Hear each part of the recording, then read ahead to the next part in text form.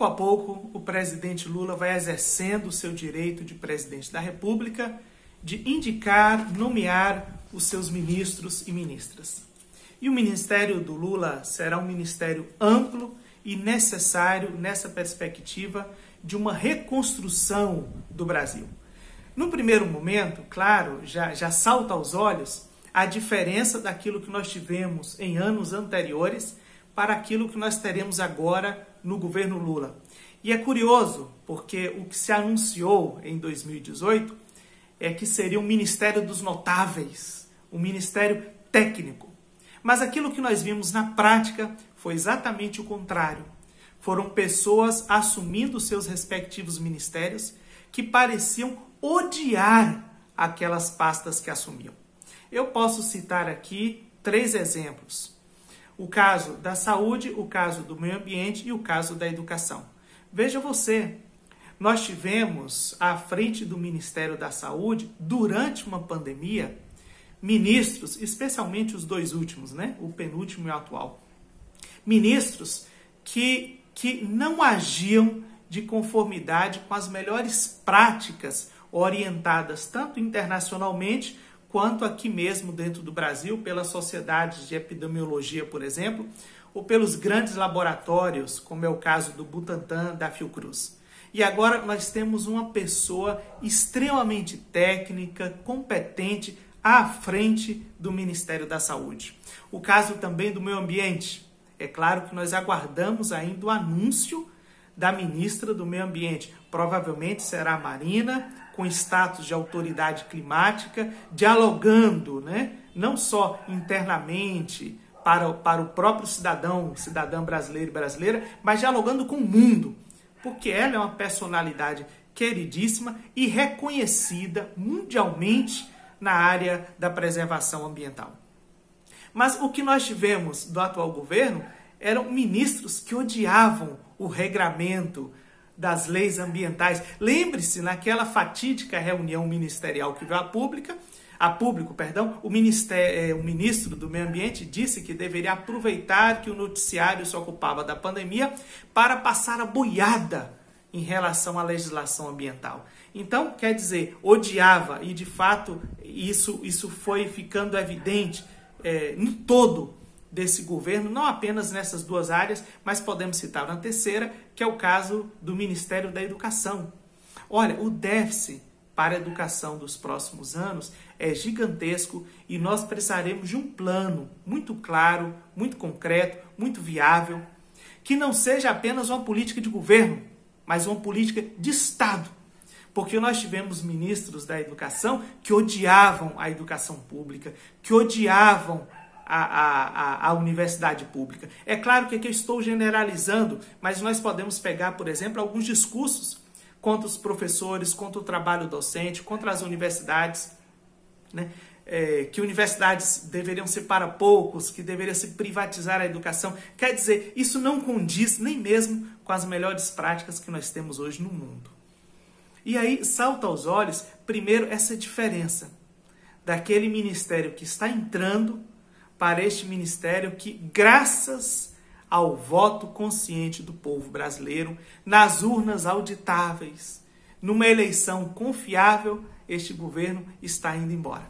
Eu poderia citar muitos outros casos, né? Mas fiquemos por aqui, até porque nós teremos outras oportunidades. Então, isso é o que primeiro salta aos olhos, mas isso não é suficiente.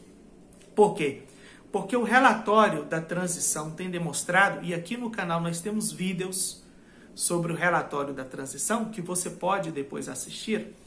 O relatório da transição tem demonstrado um governo que destruiu a política pública de assistência social no Brasil. Foi um governo de desmonte, de destruição, em diversas áreas. Eu citei 3, mas nós poderíamos citar muitas outras. Então, é um ministério que pega um desafio gigantesco, que é reconstruir o país. Não se trata apenas de unificar, mas, de fato, reconstruir a política de assistência social no Brasil, a presença do Estado, tão necessária quando nós tivemos uma crise recente do capitalismo e quando tivemos também essa pandemia.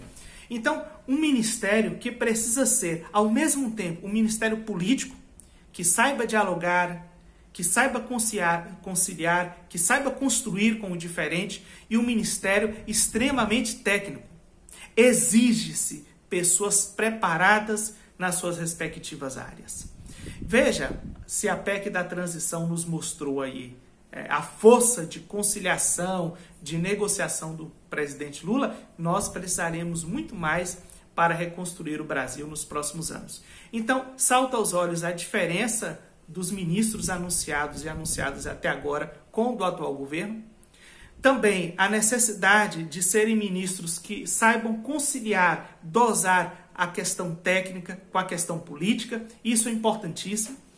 Inclusive que sejam muito claros com a coisa pública, porque nós temos também fortes indícios de corrupção em diversos ministérios do atual governo. É o caso, por exemplo, da saúde e da educação, novamente para mencionar esses dois, com pastores negociando pedágio, reuniões dentro do Ministério da Educação a preço de barra de ouro, ou pedindo dinheiro em pneus, ou vendendo bíblias superfaturadas. Então, nós precisaremos de um ministério técnico, político, mas extremamente confiável com a coisa pública. E aí entra um terceiro desafio na questão dessa composição ministerial do presidente Lula. E o desafio é o seguinte: veja, é preciso conciliar com todos os partidos. Claro, primeiro, aqueles que já formaram aliança desde o primeiro turno. Mas também, em segundo lugar, uma conciliação, uma presença dentro do governo daqueles partidos que ingressaram no segundo turno. E, quiçá, com aqueles que pretendem formar a base do governo apenas em 2023. Então, isso é um desafio de conciliar ali todos esses partidos daquilo que nós passamos a chamar, ou passou-se a chamar, de frente ampla em favor da democracia. É certo que o PT é o protagonista, não se venceria sem um PT, mas também não se venceria sozinho, ou apenas com o PT. Foi realmente necessário uma frente ampla, democrática, encabeçada pelo presidente Lula, pelo Alckmin, e com presenças fortíssimas do Boulos, do Janones, da Marina e da Simone Tebet, para citar apenas 5.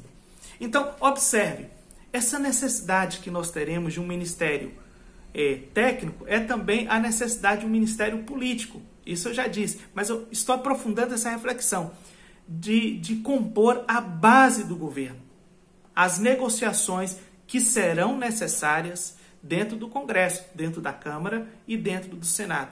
Então, Lula precisa, ao mesmo tempo, trazer esses partidos todos, né, que compuseram ali a grande aliança para formar a sua base de governo.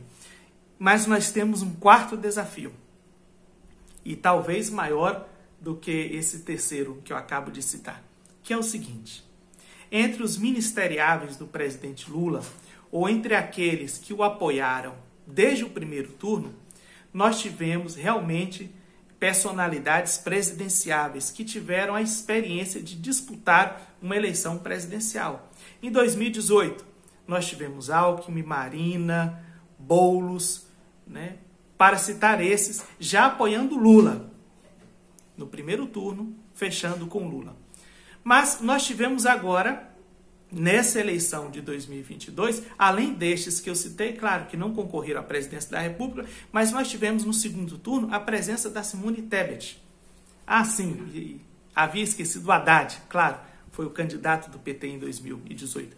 Então, observe, essas pessoas que compõem o governo, que são técnicas, que são políticas, elas têm agora também uma grande vitrine, uma grande oportunidade. Elas terão visibilidade porque formarão o governo do presidente Lula, o ministério do Lula. Serão ministros e ministras do Lula. E é uma coisa gigantesca. Tome, por exemplo, o Alckmin, né? depois do que ocorreu com o Alckmin em 2018, o Alckmin chega agora ao cenário nacional com a presença como jamais teve. E veja, ele foi por 2 vezes governador do maior estado do Brasil, São Paulo. O estado mais importante, por conta da sua arrecadação, da sua receita e etc. E o Alckmin chega agora como vice do Lula, né? Coordenador da transição e agora ministro também da Indústria e Comércio. Então, estes ministérios serão também vitrines, darão visibilidade, porque há ali dentro desta composição ministerial pessoas que têm aspirações políticas, presidenciais ou não. Isso também não é ilícito, não há nada errado nisso, desde que façam muito bem o seu trabalho e que se submeta ao Estado democrático de direito, ao voto do povo. Veja, o Boulos, por exemplo, não será ministro do Lula, mas será candidato, né, à prefeitura de São Paulo. O Haddad disputou o governo de São Paulo agora, anteriormente havia disputado a presidência da República e mantém-se aí como um ministro-chave dentro do novo governo do Lula. Nós temos a Simone Tebet, certamente, né, tem aspirações presidenciais, ela quer novamente concorrer, queria inclusive um outro ministério que lhe desse maior possibilidade, mas chega agora com força também, sendo ministra do Planejamento. Eu não sei se a Marina ainda tem alguma pretensão presidencial, eu não sei dizer isso. E tem, claro, o primeiro que eu citei, o Alckmin, né? Então, nós temos aí ministros e ministras de grande visibilidade, de grande presença nacional, que são nacionalmente conhecidos pelos cidadãos brasileiros e brasileiras. Então, o Lula terá que coordenar esta grande equipe. Este sim, né, um ministério dos notáveis, um ministério técnico, um ministério político. Não há superministros, como nós vimos no governo anterior, um superministro da Justiça que nada fez e um superministro da Economia que deixou o país numa situação pior do que encontrou. Ah, você não concorda com isso? Veja o crescimento do Brasil frente às demais economias do mundo. Não estou falando só das grandes economias, né, mas daquilo que a gente chama de países em desenvolvimento. Veja, por exemplo, o valor do dólar, quanto era em 2018, 2019 e quanto é hoje. Veja o crescimento do PIB brasileiro, veja a posição da economia brasileira no mundo. Então, o Lula terá que coordenar essa grande equipe ministerial necessária para um país em reconstrução.